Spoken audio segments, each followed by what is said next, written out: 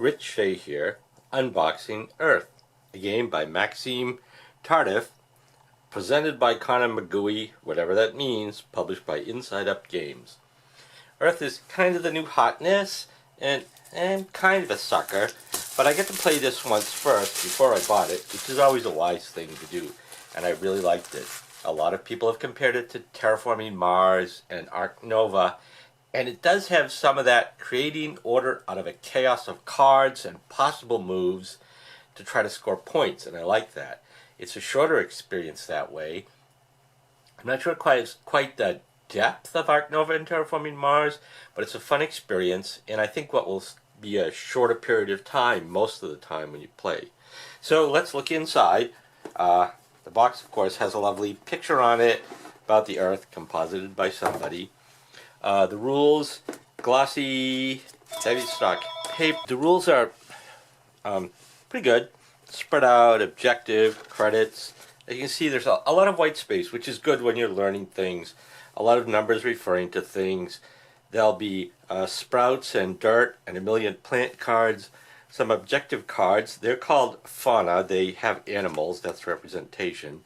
And then there are some ecosystem bonus cards, and a player will have their island, a climate, and they'll have their own personal objective ecosystem card. And the player boards are like this. The central board just shows the bonuses. There are stem sections, trunks, they call them trunks, and then there are canopies, the top. Okay. The players set up, they'll choose among islands, climates, and bonuses. They suggest giving you a couple of cards to choose from. In the beginner version, you have fewer choices and you just go with it. The cards are explained. There are flora cards, that's the basis. There are different kinds of plants. They have a cost and soil, victory points they score, some information about them, some potential bonus things. You grow basically a trunk and a canopy here. You put sprouts there, and the card has functions during certain turn phases that are explained down the bottom. That's flora. Terrain is like that. You put it on your tableau, which, well, I should explain. You're going to build an up to 4x4 tableau of cards. Events don't go on your tableau, you just play them. Often they have a negative or no point value, but they do something for you. Terrain are victory points at the end of the game for things that you've done.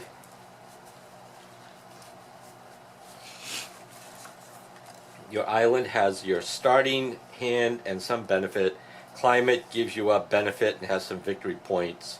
The ecosystem gives you victory points for doing certain things during the game, and so does the fauna. For fauna, it'll be a race to who does it first. Basically, each player, and it's sort of like, I think Puerto Rico is the oldest game that has this. Each player will, on their turn, pick one of the 4 actions.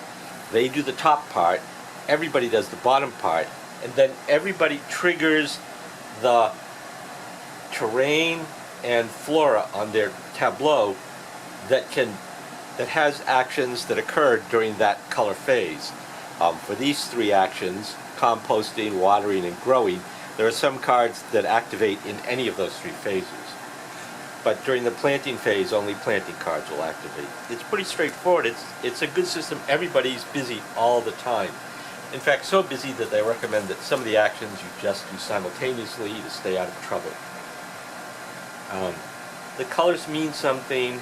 There's iconography. It's explained on the player boards, but it requires a little paying attention. It's not hard to learn. 2 turns in, you've probably got the iconography down. When you plant, that's when you put things in your tableau. You can start it any way you want, but eventually it's going to be frozen into a 4x4 potential. And the game ends when somebody puts their final 16th card into their tableau, finishing it. You finish the round and score up the points.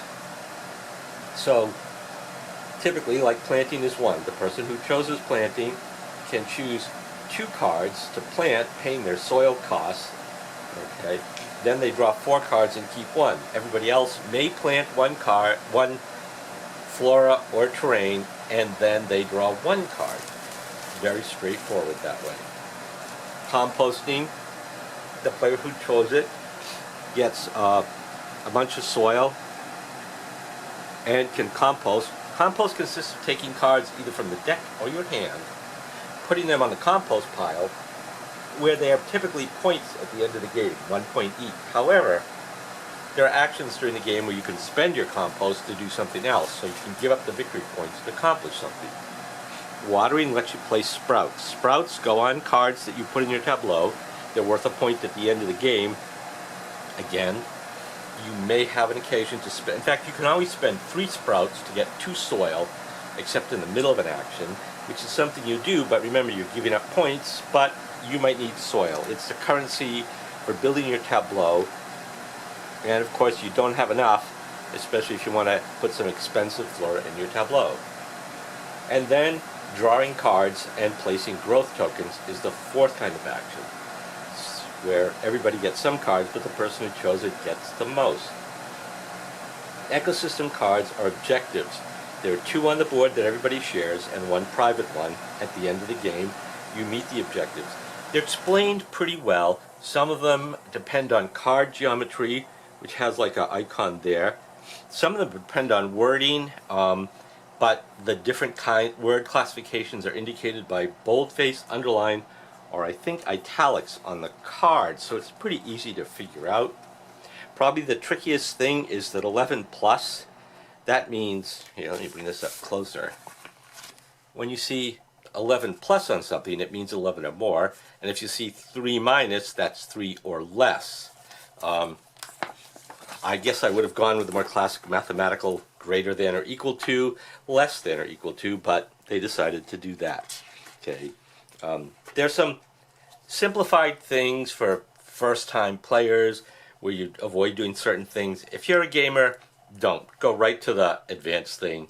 You'll totally understand it. Honestly, you don't need baby step things unless you're teaching it to your non-gamer friends, which you could do with this game. There are a lot of things going on, but none of them are difficult. So that's a good thing about this game. I think this game is actually the most complicated game I know of that you could teach to non-gamers or people who are very casual gamers, and they would get it and still have a good time, which I think is potentially a great thing about this game. Okay, so the island cards, you get 1. The important part is that it has your starting number of cards, but then you have to discard some to your compost, which you will want to have to spend, and then how much dirt you get to spend. Plus it'll have one of these benefits during a brown phase. A rocky terrain costs 1 less dirt to put out. Okay. The climate cards, everybody gets 1. Now, the thing that I skipped over is, because, okay, earth cards, that's flora and terrain. Those are the things, the only things that go in your tableau. Event cards, you can always play them. They go in a separate pile. They're like, this one's terrible, -4 victory points. You have to cut down 5 trunks, but you get 6 cards, which might be important for you. There are 4 kinds of plants. They often have something to do with point values, victory conditions, or the way certain cards operate. And there's 4 kinds of habitats, which are marked at the top of the cards. So, and I think there's an extended example of a turn, which I think is a really good thing if you haven't played the game before. As you can see, as you lay out your tableau, you're going to have actions in different colors. When anybody chooses an action based on the color, after everybody's taken the main or secondary action, you go through your tableau and your card and your player card. You can do that in either order, but then from left to right, top to bottom, you do the actions of the relevant color. So if somebody had chosen yellow, you would do this one. You could do this one. Then you do this half of this one, then that one, then this one. And then you're done. There's no yellow over here, so you don't get to do anything there. And every player does that every time. The game moves along pretty breakneck speed since, say, in a 4-player game, probably every round somebody's going to be laying down cards, which means there's only going to be 10 or 12 rounds in a game. Yeah, maybe more than that, but not a lot more, because it's not just something happens on your turn. Something happens for you in your tableau every turn. every player's turn. So the game moves along quite quickly. So the example of a turn, an example scoring, how the game ends, victory points. One of the things, the designer must be a real gamer because there are a million tiebreakers. In case of a tie, victory goes to the tie player with the most soil remaining, then the most cards in their hand, then the most growth in their tableau, then the most sprouts, and finally the most compost. They've gone through everything. If there's still a tie after that, it's very weird because it means you played exactly the same number of everything. There's also a solo game where you play against Gaia, and a team mode. I'm not sure. I looked at the team mode. It didn't seem that interesting. Might work if you're playing with other players, and then again, it could be that it's much more interesting than I thought. You basically can share some resources with your teammate, but any resources that you try to share that don't get used go away. What else is in the box? Let's move this over to the middle. There's an achievement sheet where you can write down your name and when you first did a certain thing. Interesting, not super useful, but great. I mean, I've only played one game, and I won the first game. I won without completing my island. I won without being the person who ended the game. I, however, didn't win. Then things get weird after that. They're like strange games you would win. Okay, but it's interesting and things to look for. This is the this is the beginner game. You set out the objectives and everybody gets 10 points for them and 7 points for the person who ends the game. And the way you really play the game, on each of the 4 fauna cards, the first player to achieve it gets 15, then 11, 8, 6, 5. Okay, and then the environment, the shared goal things are here, and the person who finishes the game gets 7 points for this. These markers, each player has leaf tokens in their color that they can use to put on here. These are the backs of the player boards are actually, 2 of them are lovely and not used for anything else. As you can see here, it can show what the actions are, and also the player who's on has a block they place above the one that they chose to remind them. The game suggests, you'll notice that there's 4 out of 5 leaves go here to go on the fauna objectives, that the 5th one be used to mark on your player board which one of the actions is currently live. And you know what? That's important because it's easy to forget while you're going through your tableau. Which color was I doing? Good Lord. So you do that. Your island, climate, personal objectives go here. Your compost goes here. And your event cards go here. You can pile up your soil down here and have your little leaves there. This shows you that you can always turn in 3 sprouts for 2 soil. And there's an explanation of both the scoring reminders and how resources work, where a sprout goes in a sprout space. Composting goes from the deck or from your hand into your personal compost pile. When you gain a growth, it goes onto a growth space. When you draw cards, they go into your hand. There's no hand limit. And you get a plant card onto the tableau and spend, in this case, compost goes into the discard. So then it explains the base victory points for doing something, victory points from event cards. These are all the scoring things. 1 for each composted card, 1 for each sprout, 1 for each growth, except if you finish the growth on a card, and we'll get to that, you put the canopy on and you get the canopy points instead. Victory points from terrain cards, victory points from your ecosystems, your 1 personal and the 2 shared ones, and then victory points from the fauna board, and that's the total. So each player has one of these.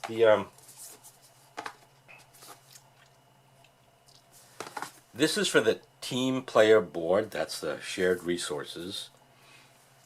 And these are, oops, that one is,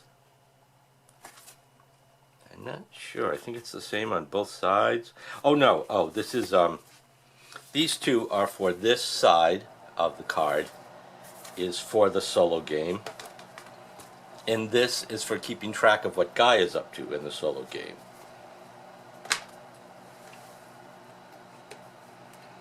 Here's the counter sheet. The cute little fox up here. The player who's on puts that above the action they've chosen. Everybody has their 5 leaves. These are apparently extra sprouts in case you need them. Here's the first player marker. The first player doesn't change during the game, but you just need to know when you get to the end of the round at the end. And these are soil markers, 1s, 5s, and 10s. That's only the one counter sheet. These are the growth markers. They stack on top of each other. They're made out of wood. They're very nice. Try not to topple them over. These are the canopy markers. They go on top. They make things look colorful. This just indicates that you can't grow the thing anymore. These are the sprouts. They're green wooden cubes.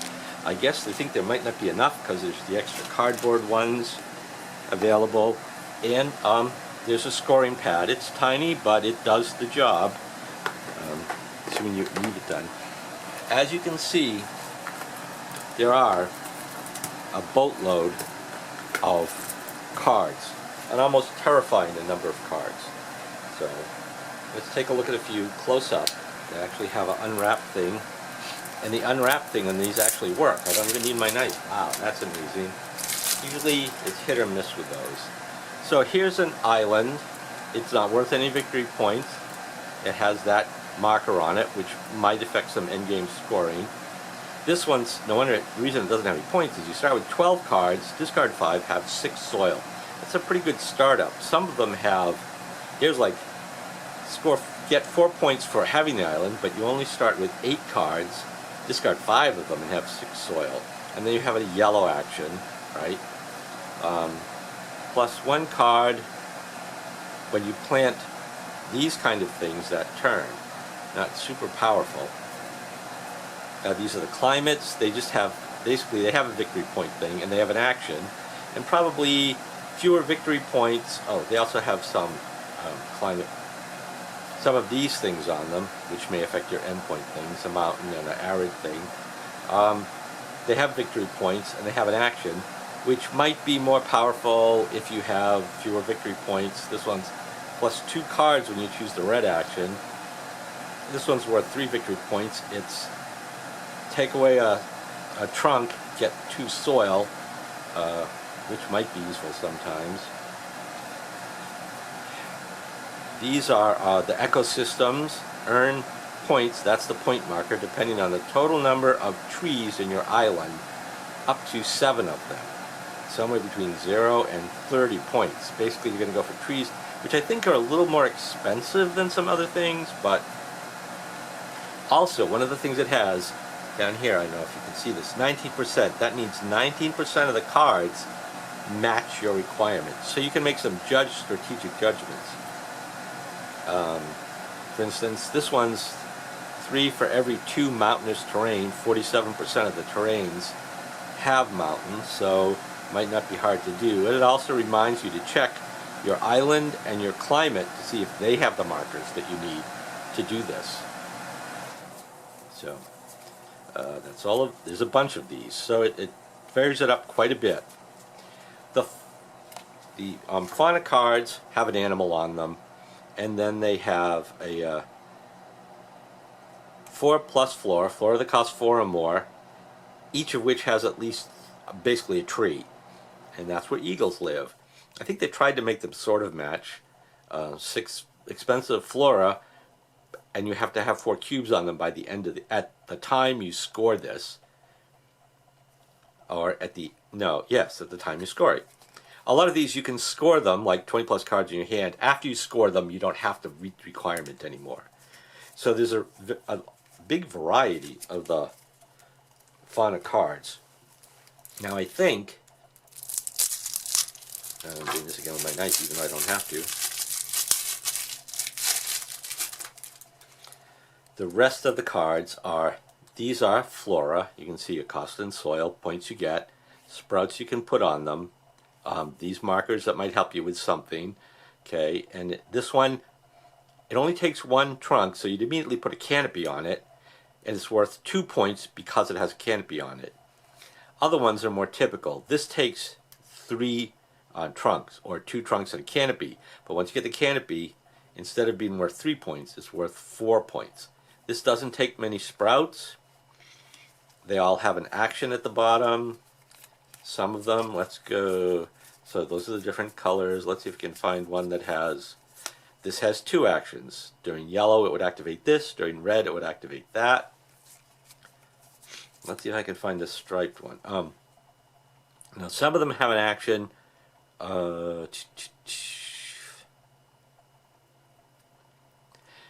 This one, for instance, has a permanent ability, not an action. That's why it has this color. You may pay all or some of this flora's cost with cards from your hand instead of soil, on a 1-for-1 basis. Okay. So there's a few that have that. And then there are ones that have the stripes. So under blue, yellow, or red, this card activates. So you get to use it a lot. Eucalyptus. It's very expensive to put out. Not worth many victory points. But if you can get it built up to 5 high, it's going to be worth 9 points. And it holds a lot of sprouts. This is like a very valuable card to play, but it's expensive. Now those were flora. This is terrain. So 4 to put out, 2 points. Has these abilities. This is +1 card in green, but this one is 3 points per shrub. I think that's the shrub symbol in this row. And you can see it has the 19% to help you plan, but also has these indicators to show that it affects, this card affects the whole row. So it's very good iconography that way, even though there's a lot going on. So there's a lot of terrain cards. I think that everything else, it's just more of the same. There's a lot. And that's the fun. It's a lot of chaos. You cycle through cards quickly. And unlike Art Nova, where you really have to push to cycle through the cards, and unlike Terraforming Mars, where you want to cycle through cards a little bit and you have to build an engine to do that, mostly you can just choose to cycle through cards pretty quickly. I'm sure your engine can be built to go through a little bit faster, but you see a lot of cards in the game, and you can choose to see even more by choosing that action. And that makes it a little more chaotic, but it also gives you a little more control because the cards you want, the type of cards you need, are more likely to come into your hand. Well, I enjoyed playing the game a lot. I hope you'll get a chance to try it before you buy it, because I think it's one of those games that some people won't like. Not everybody loves managing chaos. I mean, you can just wake up in the morning to your life and do that. But I tend to enjoy games that are like that. Well, I enjoy a lot of different games. So thanks for watching. Have fun playing games, and hopefully you'll see me again soon. Bye for now.